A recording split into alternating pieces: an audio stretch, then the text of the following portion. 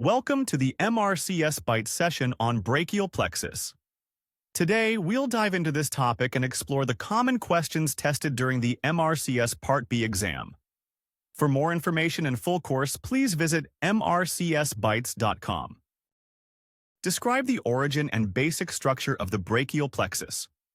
The brachial plexus originates from the anterior rami of the C5, C6, C7, C8, and T1 spinal nerves.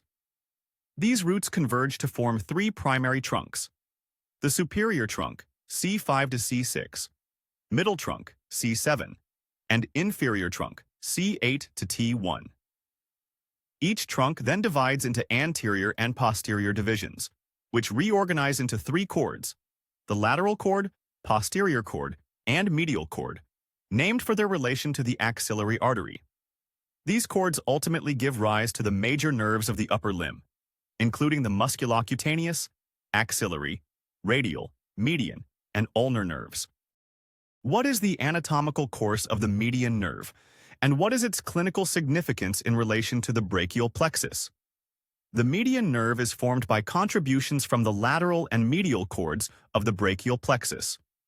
It descends along the arm alongside the brachial artery, enters the forearm via the cubital fossa, and continues between the flexor digitorum superficialis and flexor digitorum profundus muscles. It then travels through the carpal tunnel to reach the hand. Clinically, the median nerve is significant because it is often compressed in carpal tunnel syndrome, which results in numbness, tingling, and weakness in the lateral 3.5 fingers.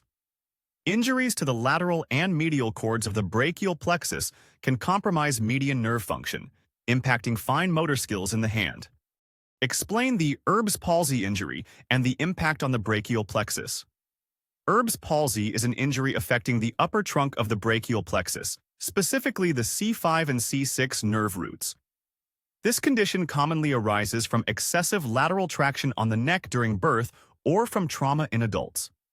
The resulting symptoms include a characteristic waiter's tip position, where the arm is internally rotated and hangs by the side with the wrist flexed. Muscles affected include the deltoid, biceps brachii, brachialis, and brachioradialis, leading to an inability to abduct, flex, or externally rotate the shoulder, with loss of sensation over the lateral aspect of the arm. For more MRCS Part B resources, please visit mrcsbites.com.